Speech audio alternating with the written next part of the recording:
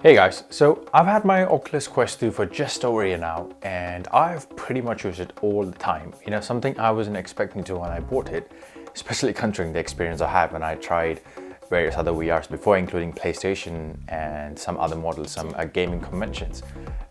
One of them even actually almost made me throw up. So I thought VR wasn't for me. But when I tried Quest for the first time, it was a different story from the get-go. You know, the demo I tried just blew my mind. And I was like, okay, this is something special, you know. Now, a year later, in 2022, with plenty of updates and features, am I still as excited as Quest 2 as I was before? Well, stay tuned to find out.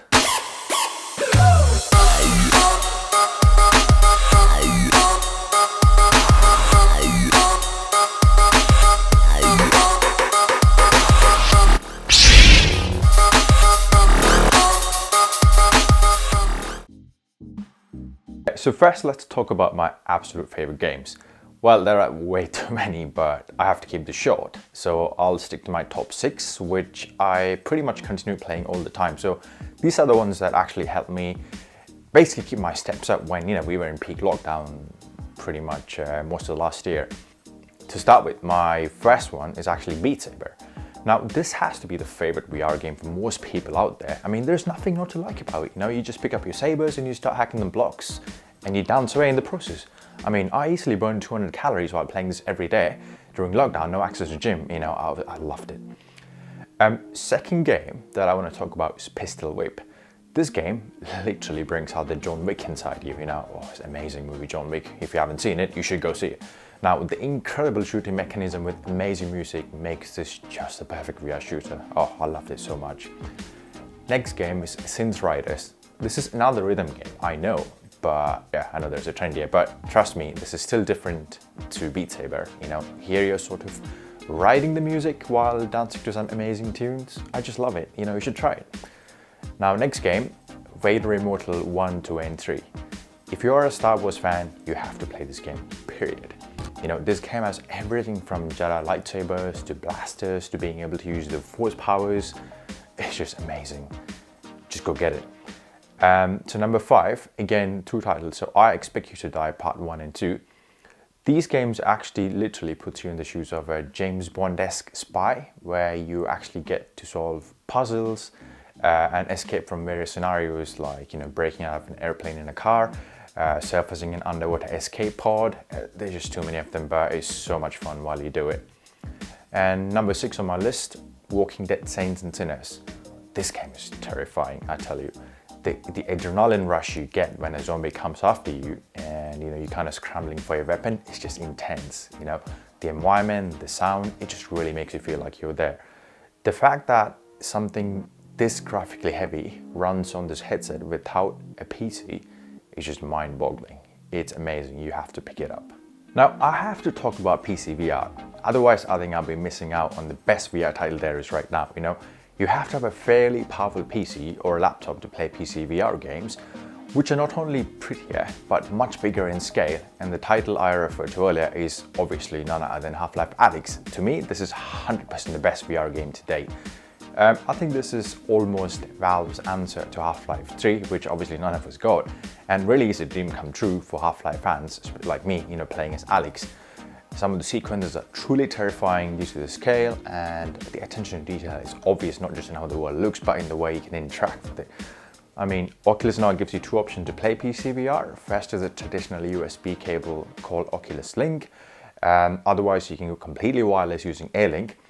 To me, this has been a game changer. Basically, you use your Wi-Fi connection to stream content straight onto your headset, and, you know, the only thing Facebook recommends is that you connect to your laptop to your router via Ethernet cable to make sure you're getting a stable experience. When I bought this headset, I didn't really expect to do much on this other than just play games. I mean, mainly.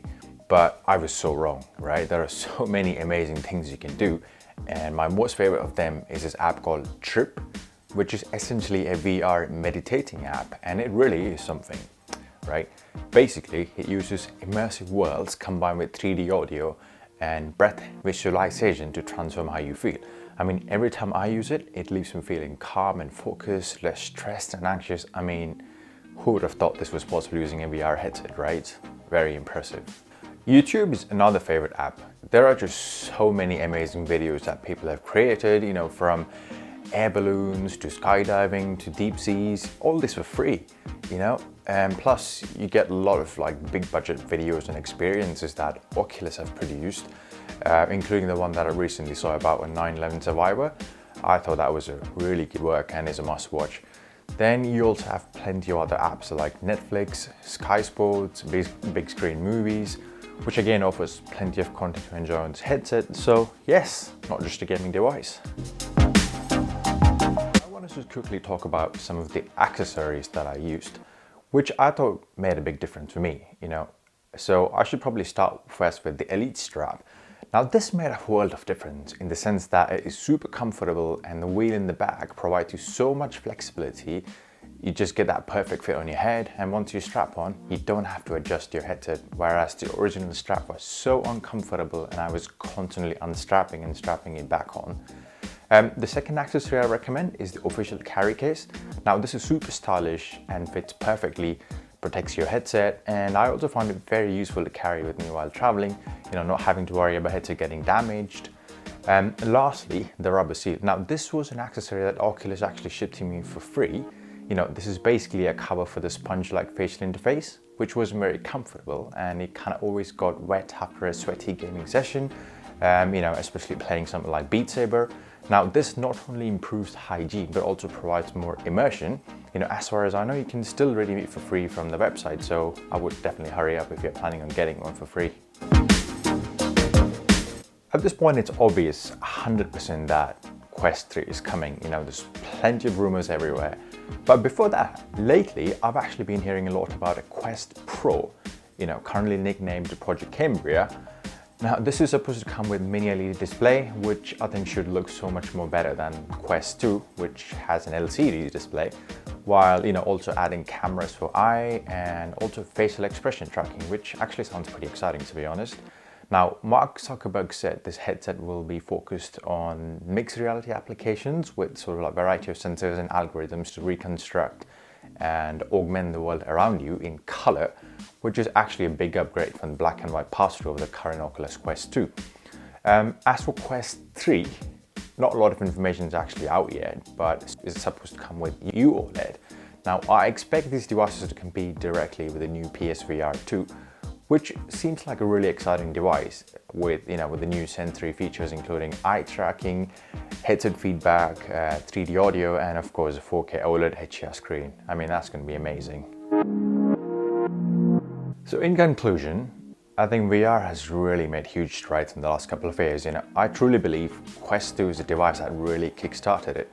Obviously PSVR was there, but I think primarily because of how low the entry price was for Quest 2 when it launched. You know, it still is $299 in the US and £299 here in the UK. And it still excites me as much as when I bought it a year ago. I mean, it's an amazing device. So I would 100% recommend picking up one now in 2022, especially since Oculus has now upgraded the original 64 gig, which is what I have. Now it's been upgraded to 128 gig for the same price. And I think that offers incredible value. And with the recent 120Hz display update, the gaming experiences have been super smooth. You know, I'm really looking forward to all the new things coming to Quest 2 this year, and we'll definitely be picking up the next Quest. I mean, whenever it comes out, I'm guessing maybe later towards the end of the year or maybe next year, you know. I just really hope the pricing will be competitive as it was with Quest 2. Anyways, if you made it all the way here, thanks a lot for watching.